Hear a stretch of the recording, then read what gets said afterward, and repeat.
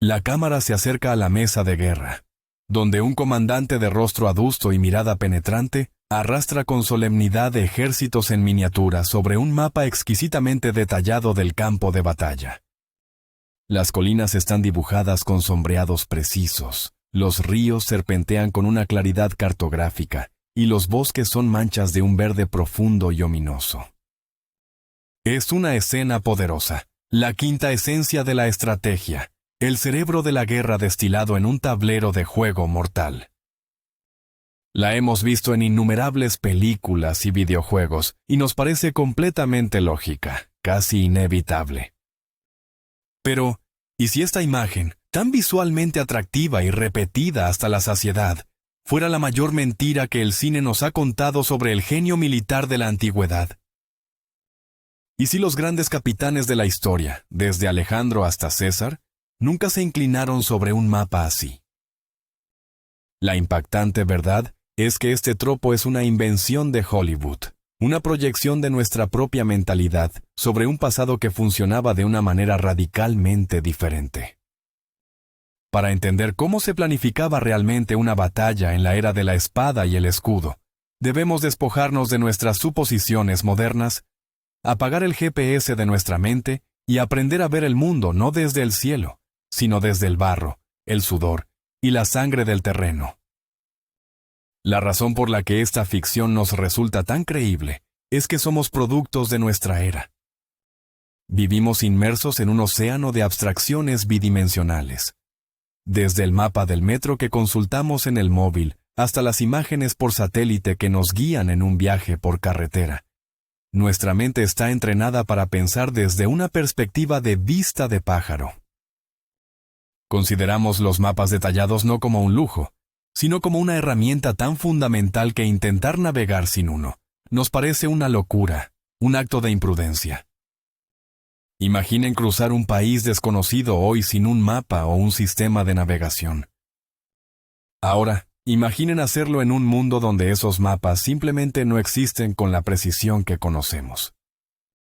Ese era el mundo de los antiguos, un mundo donde la cartografía era un arte incipiente, a menudo impreciso lejos de las costas conocidas y totalmente inútil para representar con exactitud el terreno de un campo de batalla específico a kilómetros de distancia. Su mundo no se concebía desde el cielo, sino desde el suelo. El viaje no era una línea trazada en un pergamino, sino una secuencia de experiencias sensoriales, una cadena de puntos de referencia grabados en la memoria colectiva. La forma de pensar el espacio era fundamentalmente distinta. Era más parecida a seguir una línea de metro. Sabes que para ir de la estación A a la D, tienes que pasar por las estaciones B y C. Los detalles intermedios, las calles y edificios que hay entre las estaciones son irrelevantes para el trayecto. Jenofonte, en su Anábasis, nos ofrece una ventana perfecta a esta mentalidad, mientras narra la marcha de Ciro desde Sardes hacia Babilonia. No describe un mapa, sino un itinerario, una letanía de etapas y distancias. Ciro marchó a través de Lidia 3 etapas, una distancia de 22 parasangas, hasta el río Meandro. Desde allí marchó 3 etapas, 20 parasangas, hasta Selenas, una ciudad habitada de Frigia, grande y próspera. La narración es una sucesión de nombres de lugares y el esfuerzo requerido para llegar a ellos. Días de marcha, el polvo del camino, el alivio de ver los muros de la siguiente ciudad en el horizonte. No hay coordenadas ni rumbos, solo un camino dictado por puntos conocidos. Podemos ver una visualización literal de esto, en el fragmento de una cubierta de escudo de cuero de un legionario romano, preservada milagrosamente a través de los siglos. No muestra un mapa topográfico de Crimea, sino una simple línea que conecta los nombres de los lugares por los que pasó su unidad. Un rosario de recuerdos que marcaban su camino a través de tierras hostiles. Es un mapa de la experiencia, no de la geografía. Los mapas de la red de carreteras romanas, como la famosa Tábula Peutingeriana, siguen la misma lógica. Son diagramas esquemáticos y alargados, increíblemente distorsionados si se comparan con una proyección moderna, pero perfectamente funcionales para su propósito: indicar qué camino tomar y qué ciudades se encontrarían en la ruta. Este era el marco mental de un general antiguo. Su mundo estratégico no era una cuadrícula, sino una red de caminos y nodos. Entonces, si los generales no tenían mapas fiables, ¿cómo diablos obtenían la información vital sobre el campo de batalla? La respuesta es tan sencilla como peligrosa: a través del reconocimiento en vivo y la inteligencia humana. En un tiempo donde la niebla de la guerra era una cortina densa e impenetrable, enviar exploradores, caballería ligera o espías era infinitamente más práctico y fiable que consultar un pergamino que, en el mejor de los casos, sería una aproximación vaga. Estos hombres eran los ojos y los oídos del general. No solo informaban sobre la topografía, dónde estaba el terreno elevado para posicionar a las tropas, dónde había un río para anclar un flanco o un matorral para ocultar una emboscada, sino que también traían noticias sobre la presencia de suministros, fuentes de agua, campamentos favorables y, lo más importante, la disposición y el estado de las fuerzas enemigas. La historia está repleta de ejemplos donde esta inteligencia humana fue el factor decisivo. Fue la información de unos pescadores locales lo que reveló al brillante general romano Publio Cornelio Escipión que la laguna que protegía la ciudad de Cartago Nova era vadeable durante la marea baja, permitiéndole lanzar un ataque sorpresa por la retaguardia y conquistar la ciudad en un día. Fue un traidor griego, Efialtes, quien, por codicia o rencor, guió a los persas a través de un sendero de cabras oculto para rodear el paso de las Termópilas, sellando el destino de los espartanos de Leónidas. A menudo, esta información crucial era transmitida de segunda mano. Pero los más grandes comandantes, como Julio César, no se conformaban con informes. Necesitaban sentir el terreno bajo sus propios pies. Aníbal Barca, antes de orquestar su obra maestra táctica en Canas, pasó semanas recorriendo personalmente la llanura del río Ofanto. No estaba dibujando un mapa, estaba absorbiendo el paisaje en su totalidad. Sentía la dirección del viento que luego arrojaría polvo a los ojos de los romanos. Medía con la vista la amplitud del río que anclaría su flanco. Identificaba las sutiles ondulaciones del terreno que ocultarían a su caballería hasta el momento preciso. Estaba pintando el lienzo de su batalla en su mente, no en un pergamino. A veces, ni siquiera este reconocimiento era necesario. En el mundo de la guerra griega, por ejemplo, las batallas se libraban repetidamente en los mismos lugares durante siglos. Las llanuras de Maratón o los campos de Beocia eran tan familiares para ambos bandos, que conocían cada colina y cada arroyo como la palma de su mano. Uno podría pensar que procesar toda esta información sin una ayuda visual sería abrumador, pero aquí de nuevo nuestra mentalidad moderna nos engaña. Debemos recordar el alcance y la complejidad mucho más limitados del combate antiguo. Los ejércitos, aunque parecían enormes, rara vez superaban unas pocas decenas de miles de hombres, y luchaban tan densamente agrupados que todo el frente de batalla apenas se extendía unos pocos kilómetros. La cantidad de información táctica relevante era manejable: encontrar el terreno elevado, proteger los flancos, buscar oportunidades para emboscadas. Era un juego de ajedrez jugado en un tablero mucho más pequeño y con menos piezas de lo que imaginamos. La anécdota de Julio César dirigiendo la batalla de Farsalia desde su tienda, emitiendo órdenes precisas basándose únicamente en el flujo de mensajeros, no es un mito, sino el testimonio supremo de una mente capaz de construir y mantener un modelo mental robusto y dinámico del campo de batalla sin verlo jamás. Pero, concediendo que un general pudiera tener una imagen mental clara, ¿seguramente necesitaría un mapa para comunicar su plan de acción a sus subordinados? ¿No sería la forma más eficaz de transferir la complejidad de una estrategia desde la mente del líder a los oficiales que la ejecutarían? Una vez más, debemos recalibrar nuestra comprensión de la guerra antigua. Los planes de batalla no eran las complejas coreografías que imaginamos, porque la propia naturaleza del combate lo impedía. De hecho, para que un plan funcionara en la antigüedad, tenía que ser simple. La guerra en la era de la espada y el escudo era, en su esencia más cruda, un gigantesco y brutal juego de gallinas, un concurso de valor. El combate cuerpo a cuerpo entre formaciones masivas era una prueba de resistencia moral. La victoria no la obtenía necesariamente el que mataba a más enemigos, sino el que conseguía que el enemigo rompiera filas y huyera primero.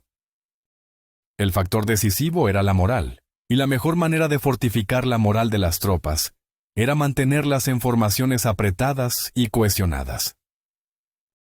Funciona por una razón animalística. Hay seguridad en la manada. Cualquier cosa que amenazara la cohesión de la formación, una brecha en la línea, una separación del cuerpo principal, inducía una pérdida de moral que podía convertirse en una cascada de pánico y una derrota catastrófica. El simple hecho de moverse en el campo de batalla era un riesgo enorme para la cohesión. Cualquiera que haya intentado caminar en un grupo grande de manera coordinada, sabe lo difícil que es mantener el paso y la alineación. Ahora imaginen hacerlo llevando 30 kilos de equipo, sobre un terreno irregular, con el estruendo de la batalla y la adrenalina corriendo por las venas. Las zancadas desiguales de los soldados y los obstáculos del terreno inevitablemente creaban ondulaciones y brechas en la formación. Wandelas, si no se corregían constantemente, estas ondas podían hacer que una unidad disciplinada se desintegrara en una turba caótica e ineficaz antes de llegar a tomar contacto con el enemigo. Por eso, el papel de los oficiales subalternos, como los centuriones romanos, era tan crucial. Su trabajo constante era vestir la línea, dress the line, gritando, empujando y reordenando a sus hombres para que la formación llegara al combate como una entidad sólida. En este contexto, las maniobras complejas eran simplemente imposibles para la mayoría de las unidades.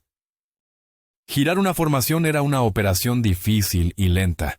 Incluso avanzar en línea recta era un desafío monumental. Por lo tanto, los planes de batalla tenían que ser, por necesidad, asombrosamente simples. Tomemos de nuevo la famosa batalla de Canas. El plan romano, a pesar de su desastroso resultado, era de una simplicidad aplastante. Formar a toda su infantería en una bola de demolición humana con la moral por las nubes, y estrellarla directamente contra el centro del ejército cartaginés. El plan de Aníbal, la obra que lo hizo inmortal, tampoco era mucho más complicado en su concepción. Se puede describir fácilmente en unas pocas frases. Deja que tu centro, más débil, ceda bajo la presión romana, atrayéndolos hacia una trampa. Mientras tanto, tu caballería, superior, aplastará a la caballería enemiga en los flancos. Una vez hecho esto, la caballería y tu infantería de los flancos, que se habrá mantenido firme, se cerrarán por detrás de los romanos, rodeándolos por completo. Brillante, sí, pero conceptualmente simple. Dado que los planes eran tan directos, no se necesitaba un mapa para comunicarlos. La práctica habitual era que el general reuniera a sus oficiales superiores antes de la batalla. En la tienda del pretorio o alrededor de una fogata, discutirían el plan verbalmente. Las órdenes básicas se diseminaban luego a las tropas por voz, por instrumentos como cuernos y trompetas, o por estandartes y banderas. Y aquí entra en juego una verdad universal de la guerra, tan cierta hoy como entonces. Ningún plan de batalla sobrevive al primer contacto con el enemigo. Esta es la razón por la que la simplicidad de los planes antiguos era en realidad una de sus mayores fortalezas. Eran robustos. Proporcionaban un marco general, pero la ejecución y la adaptación a las circunstancias cambiantes recaían en la iniciativa de los comandantes a nivel local. Esta es una de las claves del éxito legendario del ejército romano. Su estructura de manípulos y cohortes, unidades pequeñas y flexibles bajo el mando de centuriones veteranos y experimentados, les permitía reaccionar y explotar oportunidades en el campo de batalla, con una velocidad que sus oponentes, a menudo organizados en falanges más grandes y estáticas, no podían igualar. El historiador Tucídides nos ofrece relatos fascinantes que ilustran perfectamente este sistema de mando y control en la práctica. Describe, por ejemplo, cómo el rey espartano Agis dio sus órdenes para una marcha de aproximación. En lugar de tomar la ruta esperada por sus enemigos, dio a los lacedemonios, arcadios y epidauros sus órdenes, y tomó otro camino difícil, mientras ordenaba a sus aliados beocios y corintios que tomaran otras rutas específicas para poder caer sobre la retaguardia del enemigo si éste avanzaba. Las órdenes son claras, verbales y basadas en rutas, no en un mapa. En otro pasaje, describe un plan de batalla para contrarrestar a un enemigo superior en número. Demóstenes, temiendo ser flanqueado, colocó una emboscada en un camino hundido cubierto de arbustos, unos 400 hoplitas y tropas ligeras, que debían levantarse en el momento del ataque, y tomarlos por la retaguardia. La orden es simple: escóndanse aquí y ataquen por la espalda cuando empiece la lucha. No se necesita un mapa para eso. Un comandante llamado Brásidas da órdenes aún más directas para coordinar un ataque. Yo, con los hombres bajo mi mando, si es posible, los tomaré por sorpresa. Y tú, Clearidas, después, cuando me veas ya sobre ellos, abre de repente las puertas y lánzate contra ellos. Es una secuencia de acciones simples. Yo ataco primero para crear pánico. Tú atacas segundo aprovechando la confusión.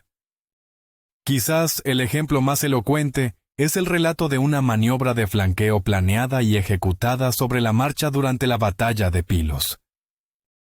Tras horas de combate estancado bajo un sol abrasador, con los atenienses incapaces de desalojar a los espartanos de una posición elevada, los comandantes de los aliados locales se acercaron a los generales atenienses. Les dijeron que estaban perdiendo el tiempo, pero que si les daban algunas tropas ligeras, ellos conocían un camino para rodear la posición enemiga por la retaguardia. No dibujaron un mapa, simplemente dijeron: conocemos un camino. Tras recibir las tropas, el comandante local partió de un punto fuera de la vista, y avanzando a hurtadillas por donde los precipicios de la isla lo permitían, logró, con la mayor dificultad, dar la vuelta sin que lo vieran, y apareció de repente en el terreno elevado a su retaguardia, para consternación del enemigo sorprendido. Como vemos, la compleja maniobra de flanqueo no requirió un plano detallado. Solo necesitó que el comandante superior desplegara las tropas, confiara en la iniciativa de su subordinado, y le diera órdenes generales: mantente fuera de la vista, espera a que nuestras líneas choquen, y golpéalos por la retaguardia por esa colina. Por supuesto, este sistema no era infalible. A veces, estas órdenes simples podían dar lugar a desastres. El incidente en la batalla de Dirraquio es un ejemplo doloroso. César ordenó a algunas de sus tropas que asaltaran uno de los campamentos fortificados de Pompeyo. El comando era presumiblemente: encuentren los muros del campamento y síganlos hasta la retaguardia.